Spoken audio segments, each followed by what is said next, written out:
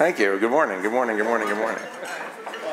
You know, just like you, there's nothing I like to do better at a resort town than wake up super early to talk about Iran. So we have a lot in common. I don't need to do any introductions. Bill Burns is the greatest diplomat of his generation. That's fair? No. No, that's not fair. You have his bio in the app. Most recently, before taking on the role of leading the Carnegie Institution, Carnegie Endowment for International Peace, he was the Deputy Secretary of State.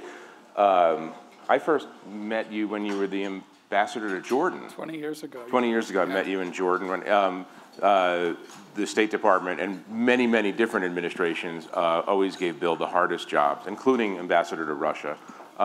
And we're not going to limit this conversation this morning just to the Iran crisis, although we can spend all day on it. We're going to range a little bit and talk about American foreign policy today, talk about where we've been and maybe where we're going. The wonderful thing about covering this administration is that there's always something new. And just a few minutes ago, I wanted to read a quote to you from the President of the United States, who said in advance of the G20 summit, quote, he said it on live on TV, "You have a woman in Europe, I won't mention her by name, she hates the United States perhaps worse than any other person I've ever met." No, obviously he's talking about the Queen of England. Yes. What is the obsession with Merkel? And you are, I mean, the expression is a cliche, but you are the consummate diplomat. Yeah. What happens in diplomacy, in American diplomatic circles, in the foreign policy and national security apparatus, when the president attacks in brutally personal terms the leader of the most important country in Europe? Well, I mean, nothing good is the short answer. I mean, this is part of the pattern, I think, on the part of the president, who has been incredibly dismissive of our closest allies, the biggest asset in many ways that the United States has on today's international landscape. There's a little bit of misogyny in this, I think, in his view of women leaders. I think there's a little bit of dismissiveness and suspicion of elected leaders as opposed to, what oftentimes... As opposed to what he is? No, his autocrat envy, I think. You look at a lot of the relationships he has with other leaders, he seems easier in some ways with autocrats as well. But it's a general dismissiveness of alliances. I mean, I think the president's view from his inauguration is that we're kind of Gulliver tied down by the Lilliputians, all of the alliances and institutions that we built in our own enlightened self-interest over decades, and that American power is best served unilaterally. And that's reflected, I think, in his view of a lot of allied leaders, but particularly Merkel. So imagine, maybe this is hard to imagine, imagine you're the United States ambassador to Germany this morning. What happens following this kind of statement on a practical level? Yeah, I mean, our current ambassador in Germany is kind of a cheerleader for stuff like this, so I'm not sure exactly what he would do. But, in general, you're trying to clean up. I mean, you're trying to explain what the president really meant. And in this case, I'm not sure how you go about doing that. So, quotes when he says hate, he means love. Is that you have to, yeah. So quotes like that keep my nostalgia for diplomacy under control. So. Got it.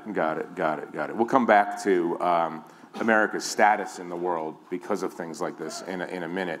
But can you, I want to ask you, of course, where we are at the moment with Iran. We almost had at least a mini war or some kind of strike in the last couple of weeks, and we didn't at the last moment. I want to ask you about that. But since we have a little time, why don't you walk through your own experience with Iran and tell us about the secret channel, among other things, because Bill, along with Jake Sullivan, in the previous administration, they were the two representatives of President Obama who made the very first approach to the Iranians that ultimately led to the now semi-defunct or in trouble nuclear deal. But talk about your own experience with them and bring us to those first meetings. Sure. Well, I mean, Iran, in a way, is a challenge for the United States that hung over my whole diplomatic career. I mean, I took the written exam for the Foreign Service in November of 1979 at our old embassy in London, the same week that our embassy was overrun in Tehran, and my future diplomatic colleagues were taken hostage.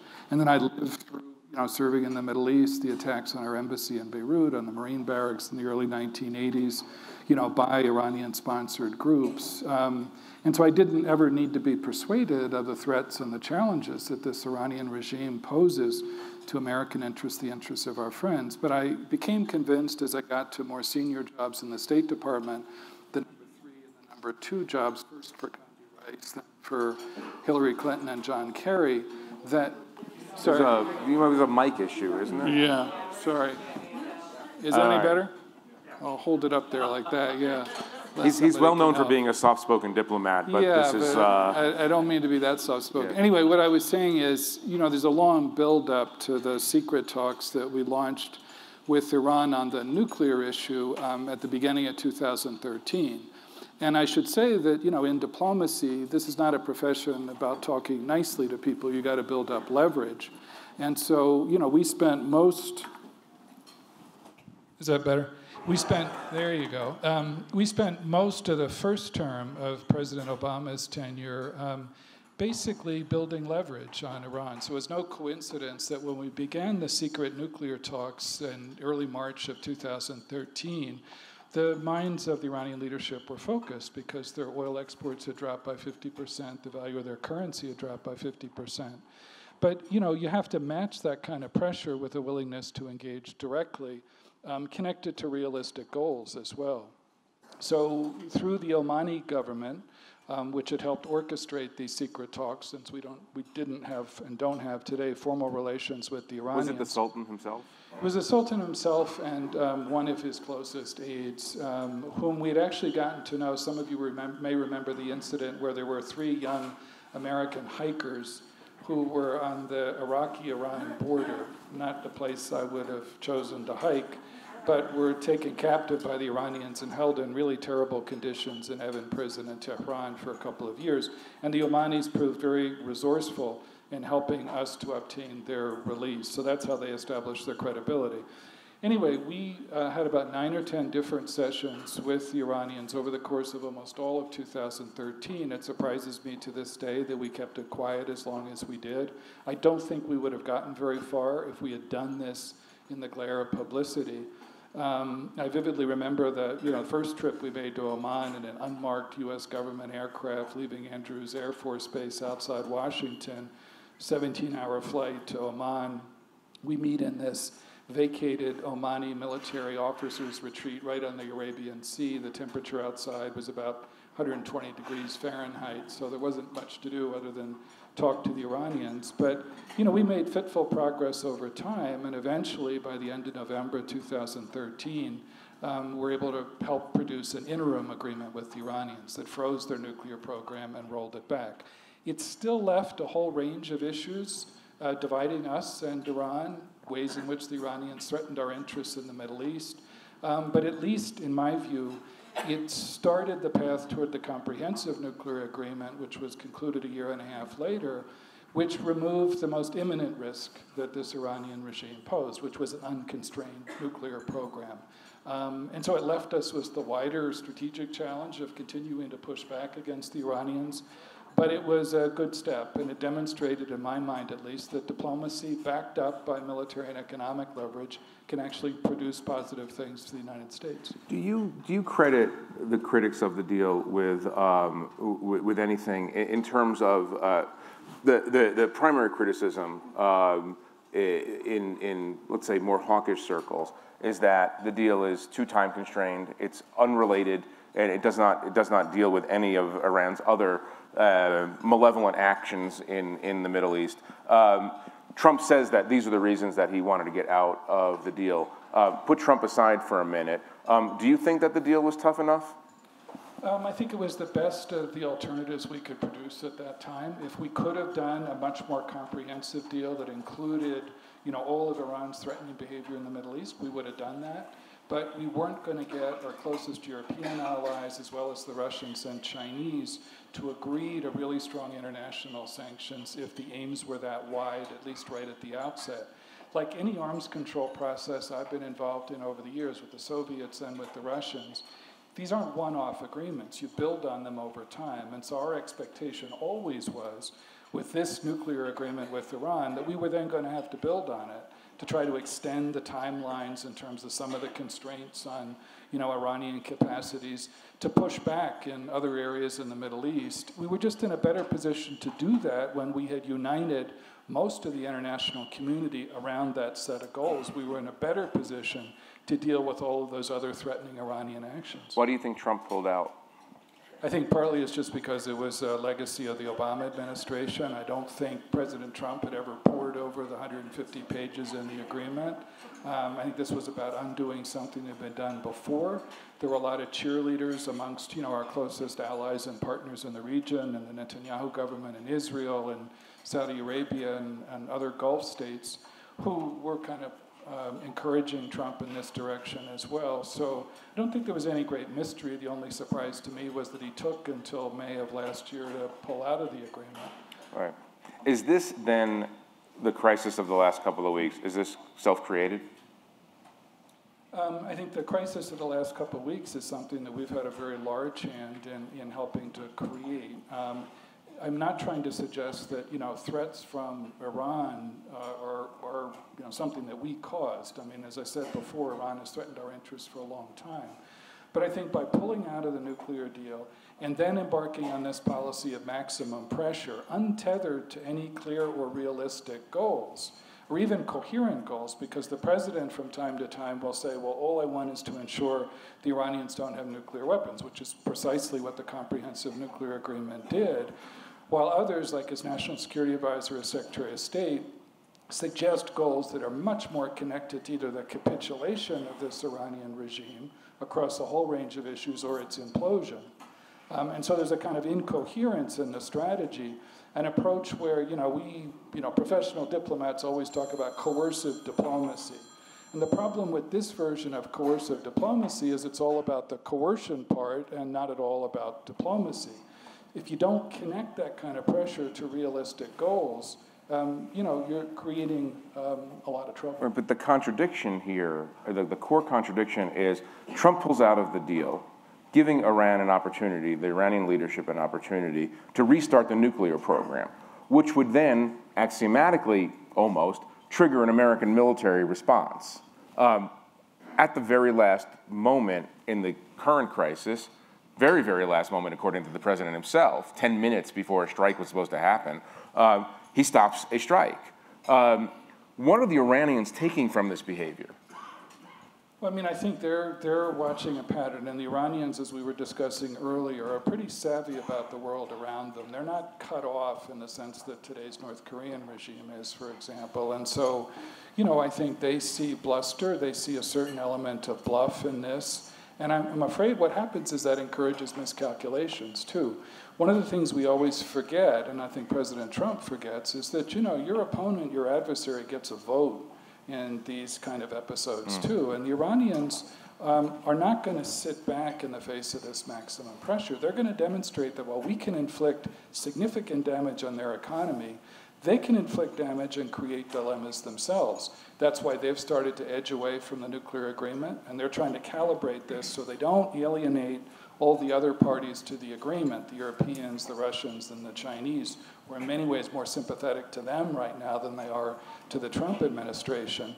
But, they're going to edge in a direction which ultimately could cause that agreement to unravel and lead us right back to the dilemma we were in a few years ago. Right. The piece of this, one of the pieces I don't understand is this, and we were both watching very carefully, the red line debate around Syria. Obama says there's a red line, doesn't enforce the red line.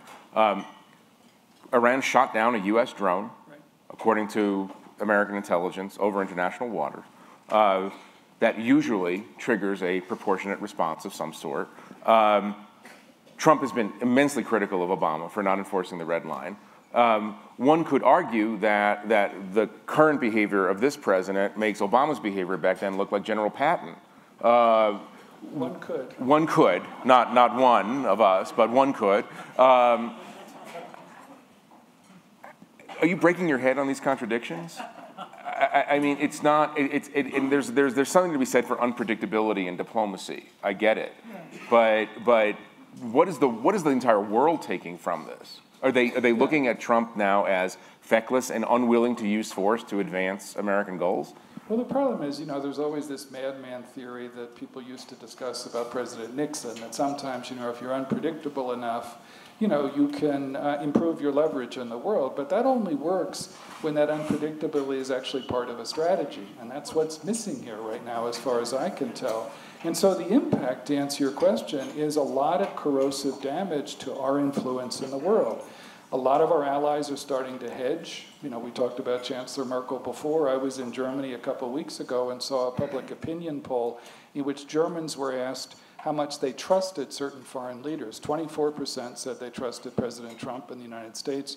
36%, these are Germans, trusted Vladimir Putin and Russia. And that's a sign of the erosion, I think, of America's, not just our image, but our practical influence in the world. So not only do allies start to hedge, but then you get rivals and adversaries who are going to try to take advantage and are prone to miscalculation when they're not sure, exactly sure about whether this is a bluff or not. I'll come back to Iran in a second, but stay on this. What will happen to America's role in the world if Trump is reelected? If we have 6 years, not 2 more years? Yeah, I'll say this. I've never been a particularly partisan person. I worked for 5 presidents and 10 secretaries of state. I proudly served administrations of both parties. But I do think there's a big difference in terms of America's stature and influence on this international landscape between 4 years and 8 years. We're digging a hole for ourselves right now in the world at a time when the landscape itself is in the midst of profound transformation. This is one of those plastic moments in the history of American foreign policy. It comes along once or twice a century. It did after the end of the Second World War. It did in 1989 at the end of the Cold War. There are a lot of things in flux right now. We're no longer the only big kid on the geopolitical block with the rise of China, the resurgence of Russia. Huge existential challenges like climate change that are beyond the power of any one state to deal with. What that calls for is a United States which can exercise disciplined leadership in the world. We're not the singular dominant power we were for the first 20 years after the end of the Cold War, but we still have a better hand to play than anybody else, in my view, any of our major rivals. Not just because of our military and economic leverage, but also because of our capacity to draw on alliances and mobilize coalitions of countries. That's what sets us apart from lonelier powers like China and Russia.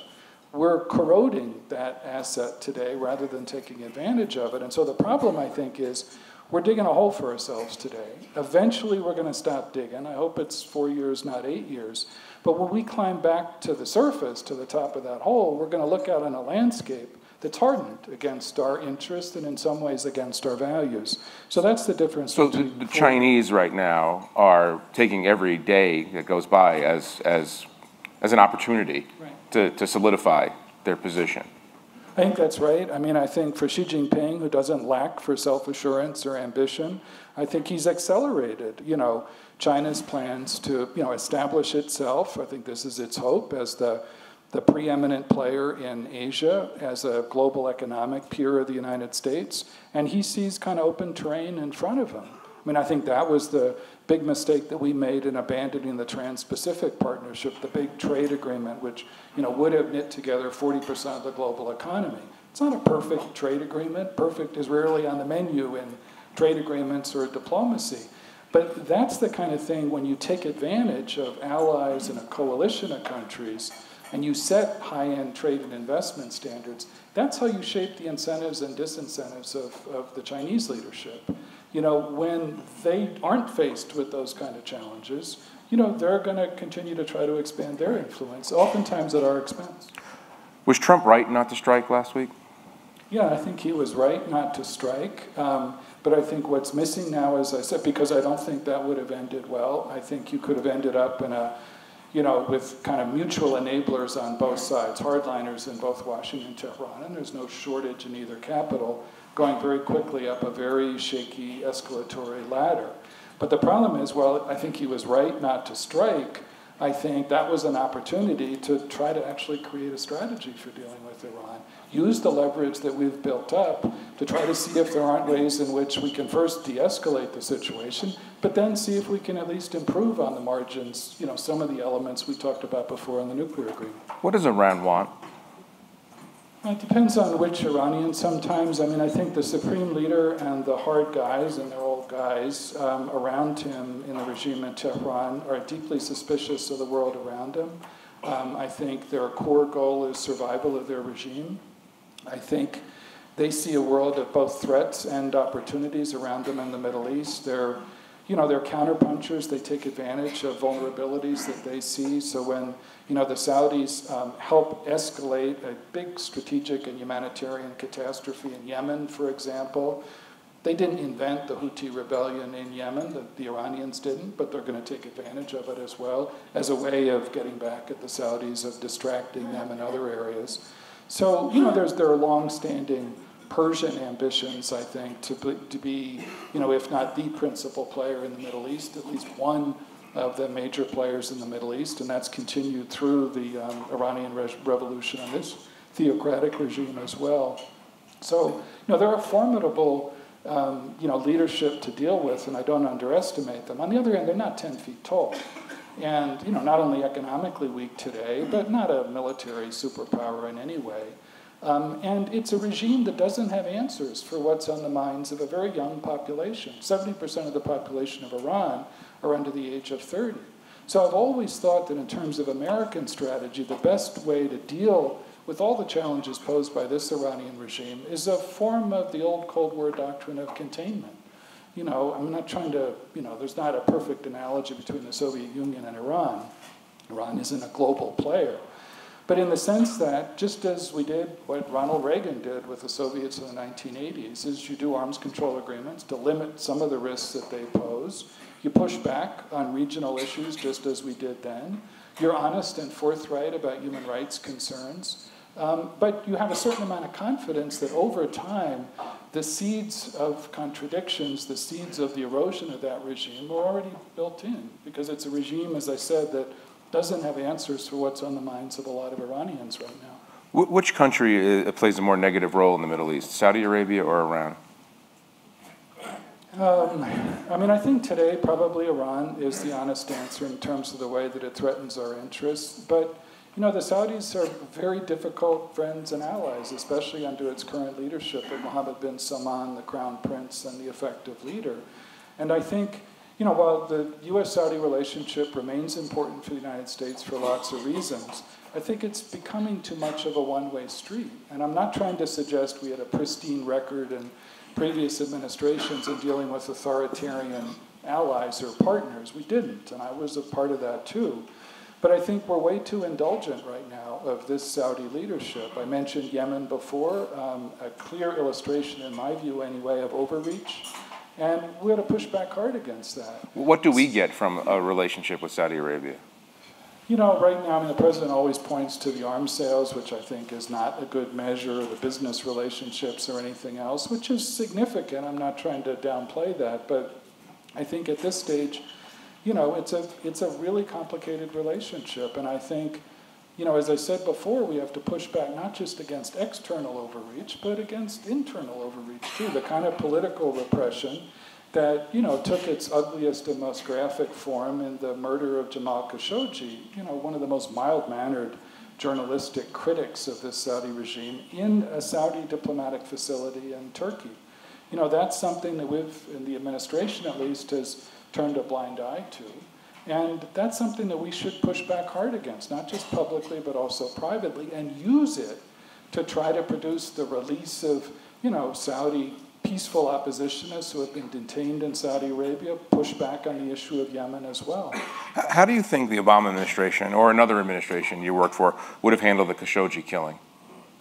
Well, first, I suspect that a Saudi leadership wouldn't, even one as impulsive and arrogant as Mohammed bin Salman, would have hesitated before trying to do something like that. just because it would have understood that the U.S. reaction, I think, not just in the Obama administration, but in prior administrations I worked with, would have been much sharper. Do you think they actually took the measure of Trump and said, we could probably get away with this? I don't think that was the main factor in their thinking. I mean, I think it's a regime that's paranoid in some ways about critics like Khashoggi, even fairly mild-mannered ones like Khashoggi. But I think that was probably a factor in their thinking, in the sense that they didn't at least have to worry about a sharp American response to actions like that. Right. One of the interesting things that's happening in Washington is the hyper-partisanization of foreign policy in a way, that Democrats are so polarized on the issue of Trump that any foreign policy initiative he takes is almost automatically seen as suspect. So if he is anti-Iran, some Democrats seem to be moving toward Iran is not the malevolent actor in the Middle East. It's Saudi Arabia, the UAE, Israel, and so on. Give us your broad analysis of how the parties are changing in terms of their own foreign policy outlook. We're heading into a couple of debates this week. I'm not sure foreign policy is going to play a huge role yet, but it inevitably always does. Yeah, I wouldn't think so. I mean, China is one of the most obvious examples. I mean, in the sense that the center of gravity in terms across party lines in Washington on China, I think has shifted sharply in a harder direction to the right in a way. And I think, we were all guilty, I think, of a kind of lazy fatalism, over much of the last 30 years or so in assuming that, China's economic evolution was ultimately going to make it evolve politically and become, a part of an American-led international order. But I think we got to be careful today across party lines at not falling into the same kind of lazy fatalism in thinking that, we're shifting abruptly to a kind of state of permanent confrontation with China too, and talk of decoupling our economies and lots of things which I do not think are either practical or serve American interests over time. But you do see a distinct shift in thinking both in the Democratic and Republican parties on China. Right. Let me just before we go to questions, let me just bring this back to Iran for a second. Where do you think to the extent that one can predict the behavior of an unpredictable White House, where do you think we're heading in this conflict? Does Trump's kind of ultimately dovish instincts win out over Pompeo and Bolton, or do the Iranians miscalculate and force a decision on Trump that he might not want to take? Yeah, I mean, I worry that we're drifting. I'm generally an optimist, but I'm more pessimistic on this issue. I worry that we're drifting in the direction of collisions, which can escalate very quickly. And I say that for the following reason. I think this, even though you're right, President Trump, I think, is not a military interventionist. I think, his approach on Iran right now is consistent with the formula he's used on lots of different issues, which is that you bluster, you throw around American power, you bludgeon. Ultimately, your opponent, in this case Iran, sort of sees the light and agrees to sit down in a big public spectacle of diplomacy with Donald Trump at the center of it, and then you get what you want. And I'm just not sure that MO fits the Iranians today, because the Iranian leadership is one that's not comfortable with public spectacles. It's averse to trying to... No love letters are going to be exchanged. No, that's not going to happen with this supreme leader in Iran. And so, I just worry that we're talking right past each other. We're in the process of boxing ourselves in. The Iranians are entirely capable of boxing themselves in, too. This is an Iranian regime that thrives, in a sense, sometimes by its animus toward the United States. The supreme leader, all throughout the nuclear negotiations, was just waiting to say, I told you so, you can't trust the Americans. And so we keep saying, the president keeps saying he's interested in diplomacy, yet we're about to sanction Iran's chief diplomat, their foreign minister. So rather than expanding our options to get to serious diplomacy, I think we're actually foreclosing them over time. And, the Middle East, as you know very well, Jeff, is the land of unintended consequences where, you have collisions which can escalate very quickly, and that's what I'm worried about with Iran right now. Do you have personal hopes for regime change? And by that, I don't mean sending in the Marines to change the regime, but do you hope that Iran will find a more progressive form of government? And do you think it's even possible? Yes and yes. I mean, I think Iranians deserve a different kind of leadership. I'm not underestimating, their sense of national pride. And I think what we've been doing in the Trump administration, in a way, strengthens the grip of hardliners in that regime rather than weakens it. But I think over time, I think Iranians certainly deserve a different and far less repressive leadership, a more open one. It's not going to change Iran's ambitions in the region in a spectacular way. Iran's still going to want to be a significant player in the Middle East, but it might be a player that's more willing to play by rules of the road that others can live with too. And I think, to answer your second question, that over time that's likely to happen. As I said, this is a regime that doesn't have answers for what's on the minds of a lot of younger Iranians. But it's going to have to move at a pace that's set by Iranians. If there's one thing we should have learned, I think, in the experience of the last 15 or 20 years, is that, American-inspired, American-orchestrated, American-led regime change efforts through force or through other measures don't end very well in the Middle East. And so, it's going to require the kind of patient, long-term strategy that was in some ways consistent with the old containment strategy in the Cold War. One last question before we go to your questions. This is a bit of an essay question, but try to answer it in tweet form. What is the Trump foreign policy doctrine? I'll try to do this in 280 characters. So, with all the mistakes we made over the course of the 3.5 decades I was a diplomat, what animated American foreign policy, at least at our best, was a sense of enlightened self-interest. That our self-interest as a country, which always has to come first, was advanced by widening the circle of countries who shared the same basic interests. I think what President Trump has done is turn that on its head. It's a lot more about the self part than the enlightened part. As I said before, it's born of a kind of unilateralist impulse that, American power is best served unilaterally.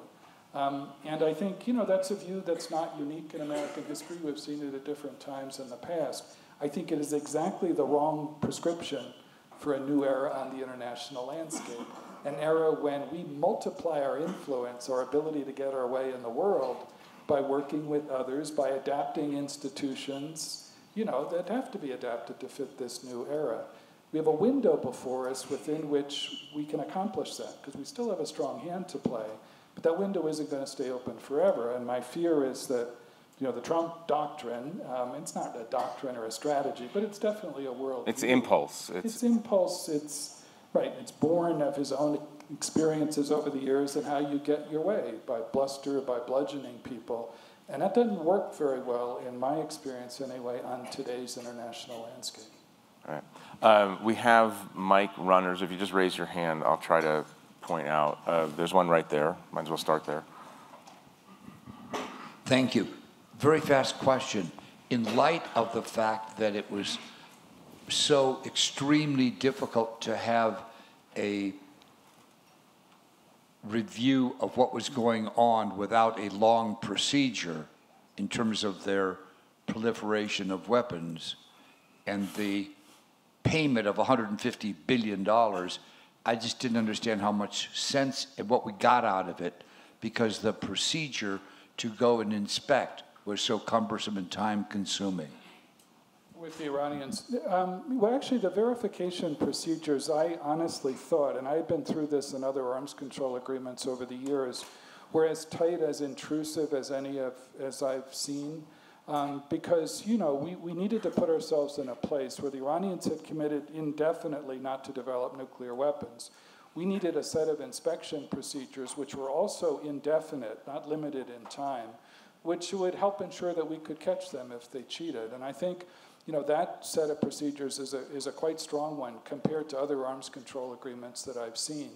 And so I actually think, as I said before, the Iran agreement was not a perfect nuclear agreement. I've rarely seen a perfect agreement, but it was the best of the available alternatives. It took a situation in which in 2013 the Iranians were about 2 months away from being able to develop a nuclear weapon, enrich enough material to that level so they could develop a nuclear weapon in about a couple of months.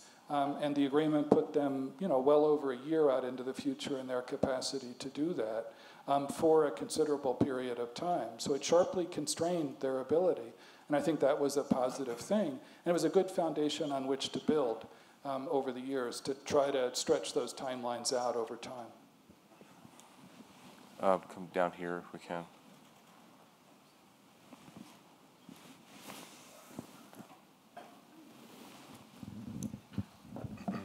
Oh, thank you for your talk. Hi. I hear it's a very intellectual discussion happening here, but my friend served in Afghanistan and Iraq, Yep. and I haven't heard anything yet that really lays out the fact that there's 85 million people there.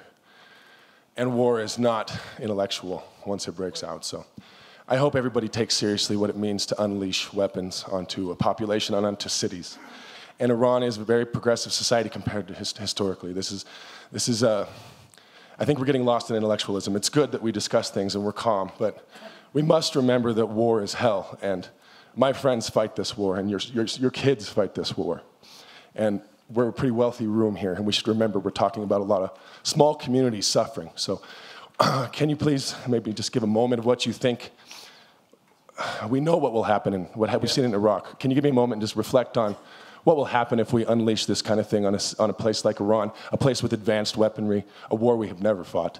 Yeah, no, I think it would be a catastrophe for the United States. I mean, I ran the Middle East Bureau for Colin Powell in the State Department in the run-up to the war in Iraq in 2003.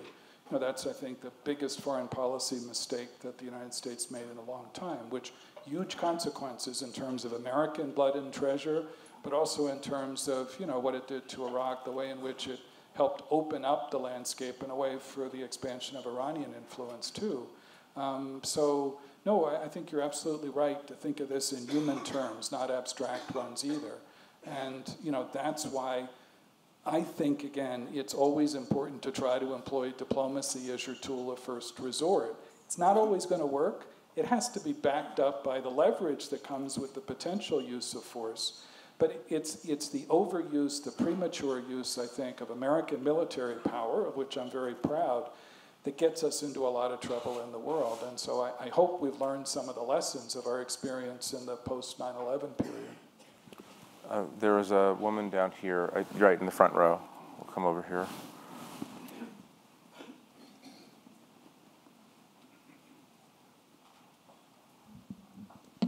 I would like for you to put something finally to bed for me.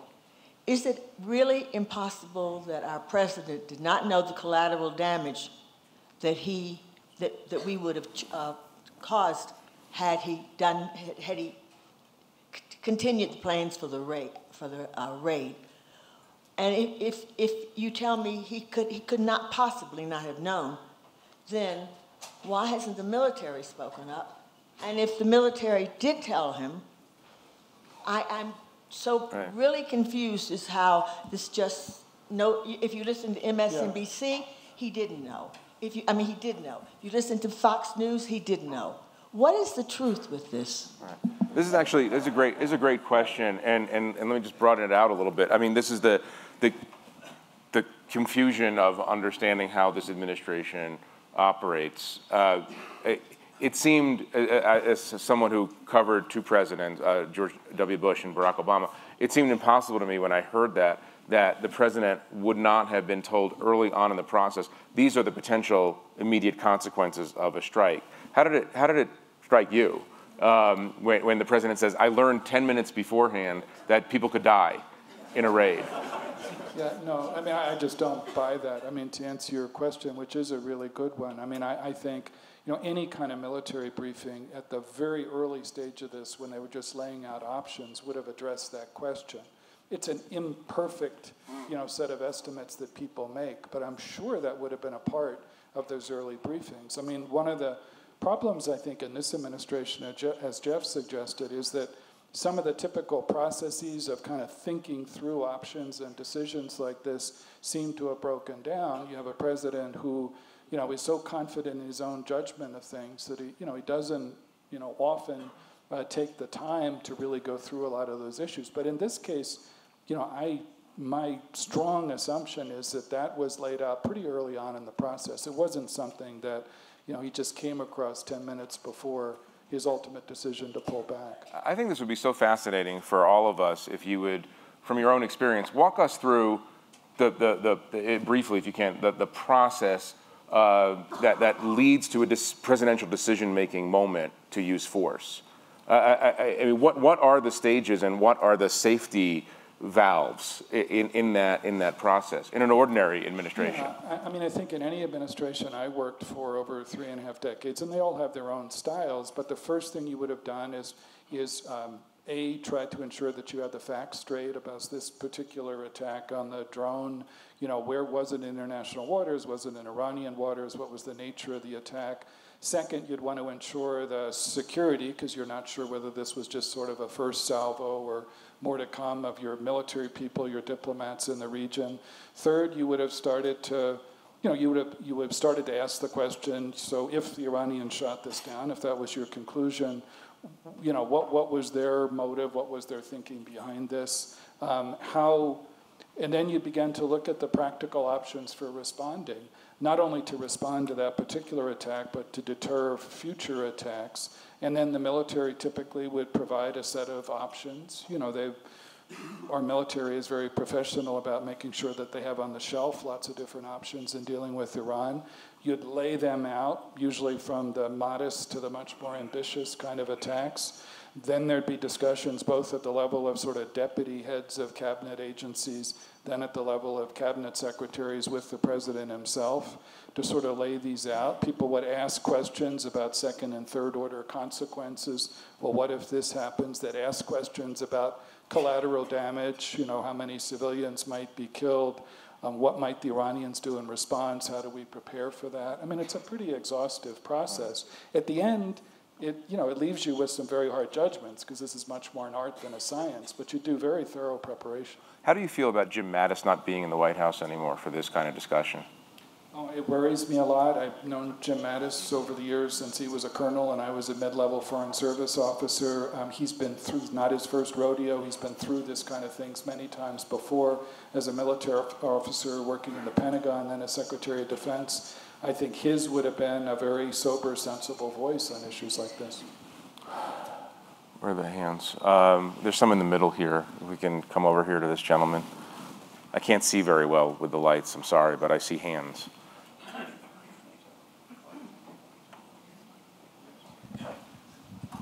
What role, if any, does diplomacy play in Afghanistan? Well, I mean, I think it needs to play a particularly significant role right now.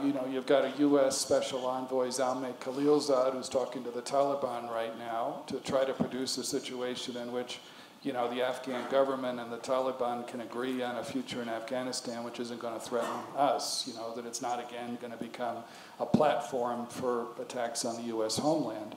But then you've got a really important regional diplomatic dimension to this, where it's important to talk to all the neighbors of Afghanistan, including some pretty creepy neighbors, whether it's Iran or Pakistan, Russia, China, India as well, because they all have a stake in the outcome in Afghanistan, and all of them, to one degree or another, have an ability to affect that outcome for better or worse. So if we want to help encourage a more stable outcome in Afghanistan after we withdraw our troops, then we need to talk to all of those players as well. And so it's a complicated diplomatic challenge, but I think diplomacy plays a huge role, especially as you look at over the next 6 months or a year.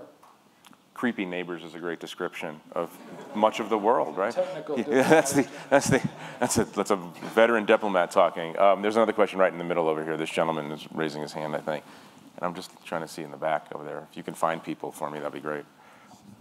I'm wondering, do you think Iran might be disappointed that we did not strike back? I mean, surely they must have known or figured that's exactly what we were going to do, and it was a setup. Yeah, I don't know. I think they were probably a little bit perplexed too. I think they probably assumed that there was going to be some, military reaction to that. I don't think the Iranians, the irony here is that neither President Trump nor the Iranian leadership, I think at least right now, is looking for a full-scale military confrontation.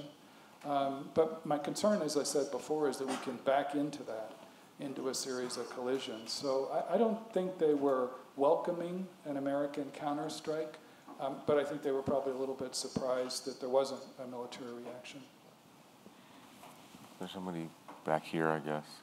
Oh, and then over here, if you don't mind.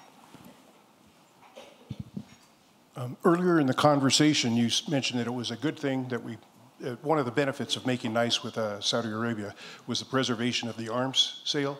I just said it's one of the things that people point to. Okay. Yeah. Do you feel that it's in our interest as citizens of this country to preserve arms sales to countries like that? No, I think, if there's a move in the Congress right now, pushed by Democrats, to cut off arms sales to Saudi Arabia that are used in the war in Yemen, I'm actually quite sympathetic to that, because I think Yemen is becoming a strategic as well as humanitarian catastrophe, and this is one way to help influence Saudi behavior there too.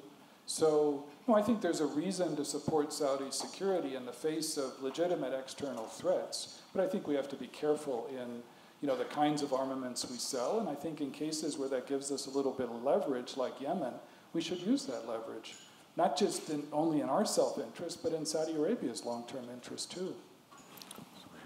Yes, ma'am. Hi. Given that diplomacy is so critical, I live in D.C. and I know that the State Department's lost a lot of talent. What's the prognosis moving forward for that to rebuild? Those people that are like in their 50s that had lots of time. Well, it's going to take a lot longer to fix than it's taken to break. And to be fair, Donald Trump didn't invent the drift in American diplomacy. Ever since the end of the Cold War, and especially after 9/11, it was hard to build a lot of support for resources for the State Department or for development assistance. After 9/11, it was almost natural to emphasize military and intelligence tools too. But what I think the Trump administration has done is taken that drift and accelerated it and made it a lot worse. So you have a huge number of senior vacancies in the State Department and embassies around the world today. You have, for 20 years, applications to the U.S. Foreign Service rose every year. It's dropped by 40% over the last 2 years. We made painfully slow progress over my 35 years as a professional diplomat in trying to create a foreign service that looked more like the country we represent. When I came into the Foreign Service beginning in 1982, 9 out of 10 American diplomats looked like me. They're white. Only a quarter of American diplomats were women. We made significant, if too slow, progress over the next 3 decades to create, again, a foreign service that looked more like our country, because we always get farther overseas through the power of our example than the power of our preaching. Those trend lines have been reversed too. And there's also a particularly pernicious practice in the last couple of years of going after individual career officers just because they worked on controversial issues in the last administration. That's how you gut an institution. There are a lot of good people who, as we're sitting here today, are doing hard jobs in hard places around the world. But it's hollowing out an institution and a profession at precisely the moment when it matters more, cold-bloodedly, to American interests in the world. And so one of the big challenges, I think, for whomever succeeds this administration is going to be to sort of face up to that reality and to try to not only renew diplomacy, but rebuild the State Department. If you were 25 right now, would you go into the Foreign Service in the Trump administration? I would, if I were 25, and have this conversation with lots of university audiences around the country, in part because of what I just said. I think there's a huge opportunity to renew American diplomacy, and it would be kind of exciting to get in on the ground floor. What's hardest, I think, is for senior officers, because then you're in a position, where you're publicly defending what, at least in my view, sometimes is the indefensible. It's hard sometimes for mid-level officers, and what pains me the most is to see some of the most promising of the mid-level diplomats who've been at this for 10, 12, 14 years, the best of whom have a lot of options, outside diplomacy, who start to leave or are thinking seriously about leaving. Structurally, that's a big problem, because those are the people you want to be your ambassadors 15 years from now, too. So that worries me as well. I know that there are a ton of questions, but we're really out of time. I just want to thank Bill for an excellent presentation. Very, very thoughtful. Thank you all very much for coming.